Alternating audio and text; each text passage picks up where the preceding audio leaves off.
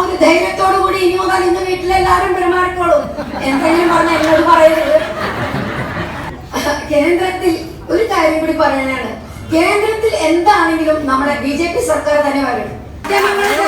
എടുത്തിട്ടുണ്ടായിരുന്നു പിണറായി പ്രധാനമന്ത്രിയാവുന്നു, രാഹുൽ ഗാന്ധി പ്രധാനമന്ത്രിയാവുന്നൊക്കെ മാധ്യമങ്ങൾ പറഞ്ഞിട്ടുണ്ടായിരുന്നു. പക്ഷെ കേരളത്തിലെ ജനങ്ങൾ വിട്ടികളല്ല, ആണോ? അത് അവര് പലതും പറയും. അത് മാധ്യമ സൃഷ്ടി മാത്രമാണ്. ശരിയല്ലേ? മാധ്യമങ്ങളോട് തന്നെ ചോദിക്കാം. ഇവിടെയുണ്ട് അവരുടെ ചില സർവേകളിലാണ് കാണിച്ചത്. ഇത്രയും ബുദ്ധിയില്ലാത്തവരാണോ അവരെന്ന് ചോദിച്ചാൽ അതിന് ആൻസർ ഇല്ല. ഓക്കെ, അപ്പൊ കേന്ദ്രത്തിൽ എന്താണെങ്കിലും BJP സർക്കാർ മാത്രമേ വരികയുള്ളൂ. അത് ഇപ്രാവശ്യം ഇനി അങ്ങോട്ട് അതേ ഉണ്ടാവുകയുള്ളൂ. ഓക്കെ, അപ്പൊ കേന്ദ്രത്തിൽ BJP സർക്കാർ ആണെങ്കിൽ ഇവിടെ കേരളത്തിലും BJP അല്ലെങ്കിൽ NDA അല്ലേ വരേണ്ടത്? അല്ലേ? അതല്ലേ നാടിന്റെ പുരോഗതിക്ക് നല്ലത്? കേന്ദ്രത്തിലെ മന്ത്രിസഭ തന്നെയല്ലേ ഇവിടെ വേണ്ടത്? അപ്പൊ നാടിന് പുരോഗതി ഉണ്ടാവും, നാട്ടുകാർക്ക് പുരോഗതി ഉണ്ടാവും, വികസനം ഉണ്ടാവും. അപ്പൊ അതുകൊണ്ട് ഇത്രയും കാലം വൃത്തികെട്ട രാഷ്ട്രീയം മാത്രം കളിച്ച് ഇടത് വലത് മുന്നണിയെ ജയിപ്പിച്ച കേന്ദ്രത്തിൽ വിട്ടാൽ എന്താ പ്രയോജനം? എന്താ കാര്യം? ഇത്രയും കൊല്ലങ്ങളായിട്ട് അവരങ്ങോട്ട് പോയിട്ട് വന്നു. എന്നിട്ടോ ബെഞ്ചിൽ 2 കൊട്ട ഇങ്ങോട്ട് കൊട്ടും, അല്ലേ? 2ഉം 4ഉം കൊട്ട അങ്ങോട്ട് കൊട്ടും. എന്നിട്ടോ ഒരു പ്രയോജനം ഉണ്ടോ? അപ്പൊ അതിന് അവർക്ക് കൊടുക്കണം എന്തൊക്കെയാ? ഈ കൊട്ടുകൊട്ടാൻ യാത്രാഭത്ത, ശമ്പളം, അലവൻസ്, ഇതൊക്കെ ആര് കൊടുക്കും? പെൻഷൻ. എന്നിട്ടോ എന്തെങ്കിലും നടക്കുന്നുണ്ടോ? ആരാ മണ്ടന്മാര് ആയത്? നമ്മൾ കേരളത്തിലെ ജനങ്ങൾ. ഇനി ആവോ? ഇല്ല. എന്തുകൊണ്ടാവില്ല? ഇപ്രാവശ്യം നമ്മുടെ മോദിജിക്കാണ് വോട്ട്. ആർക്കാ വോട്ട്? മോദിജിക്കൊരു വോട്ട്, NDA സർക്കാരിനൊരു വോട്ട്. നമ്മൾ വനിതകൾ തീരുമാനിക്കോ, അത് നടപ്പിലാക്കുകയും ചെയ്യും. ശരിയല്ലേ? അതുകൊണ്ടാണ് ഇപ്രാവശ്യം മോദിജിക്ക് ഒരു വോട്ട്. ഓക്കെ, അപ്പൊ ഇനി എന്തെങ്കിലും സംശയം ആർക്കെങ്കിലും ഉണ്ടോ? കേരളത്തിലെ എങ്ങോളം താമര വിരിയും. ഇവിടെ ഈ എറണാകുളത്തിലും താമര വിരിയും. നമ്മുടെ KSRന് ഒരു വോട്ട്, നമ്മുടെ KSRന് ഒരു വോട്ട്. ഇപ്പോ ഈ ഒരു സമയത്ത് എനിക്കൊരു 2 ലൈൻ ഇത് ഓർമ്മ വരുന്നതാണ്.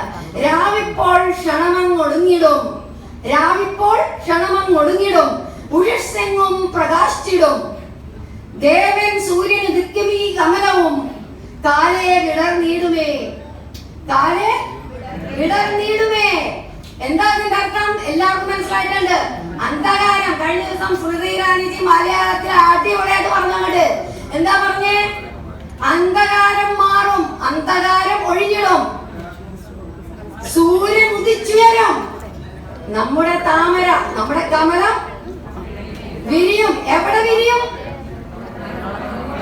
എറണാകുളത്തും വിരിയും, കേരളത്തില് വിരിയും, വിരിക്കും നമ്മൾ, ഇല്ലേ? അപ്പോ ശരിയല്ലേ?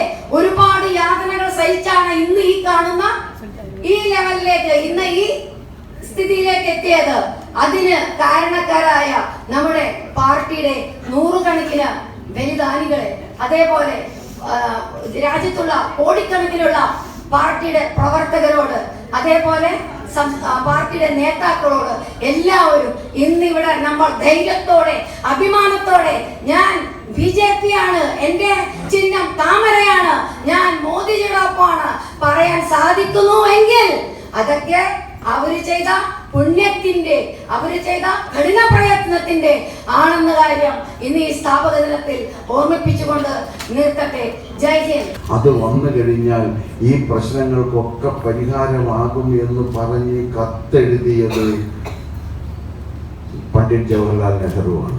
എന്നിട്ടൊരു പരിഹാസവാക്യം കൂടിയാണ് അതെഴുതി, നിങ്ങൾ പറയുന്ന രീതിയിൽ ചർക്ക തിരിച്ചുകൊണ്ടിരുന്നാൽ ഇന്ത്യക്ക് സ്വാതന്ത്ര്യം കിട്ടില്ല എന്ന്. ഗാന്ധി അതിനെഴുതിയ മറുപടിയിൽ പറഞ്ഞത്, എനിക്ക് എൻ്റെ ഏറ്റവും വിശ്വസ്തനായ സുഹൃത്തിനെയും ശിഷ്യനെയും സഖാവിനെയും നഷ്ടപ്പെട്ടിരിക്കുന്നു എന്നുള്ളതാണ്. സ്വാഭാവികമായും 47 അധികാരത്തിൽ വന്ന പണ്ഡിറ്റ് ജവഹർലാൽ നെഹ്റു ഒരിക്കലും നടപ്പാക്കാതിരുന്ന ഗാന്ധിയുടെ ആശയങ്ങൾക്ക് കർമ്മരൂപം നൽകിക്കൊണ്ട് അതിന് ഭരണപരമായ അംഗീകാരവും ഭരണപരമായ രൂപമാതൃകളും ഉണ്ടാക്കിയ ഇന്ത്യയിലോ ആദ്യത്തെ പ്രധാനമന്ത്രി നരേന്ദ്രമോദിയാണ്. അതിന് മുമ്പ് ഒരാളുണ്ടായിട്ടില്ല. നമ്മുടെ സമൂഹത്തിലെ ഏറ്റവും അടിത്തട്ടിൽ നിൽക്കുന്നവർക്കും ആഹാരവും വസ്ത്രവും പാർപ്പിടവും വൈദ്യസഹായവും വിദ്യാഭ്യാസവും തൊഴിലും അങ്ങനെ അന്തസ്സും ആത്മാഭിമാനത്തോടും കൂടി ജീവിക്കാനുള്ള അവസരവും ഒരുക്കണം എന്ന് പറഞ്ഞ നമ്മുടെ ബഹുമാന്യായ പ്രധാനമന്ത്രിയാണ് ഇന്ന് ലോകത്ത് സ്ത്രീ ശാക്തീകരണത്തിന്റെ നേതൃത്വത്തിൽ നിലകൊള്ളുന്നത് എന്ന വസ്തുത നമുക്ക് നിഷേധിക്കാൻ കഴിയില്ല. ആ മോദിക്ക് ഒരു വോട്ട് വേണം എന്നാണ് ഞാൻ ആവശ്യപ്പെടുന്നത്. Doctor K S. രാധാകൃഷ്ണൻ വോട്ട് വേണമെന്നല്ല ഞാൻ ഒരിടത്തും ആവശ്യപ്പെട്ടിട്ടില്ല. മോദിക്ക് ഒരു വോട്ട്.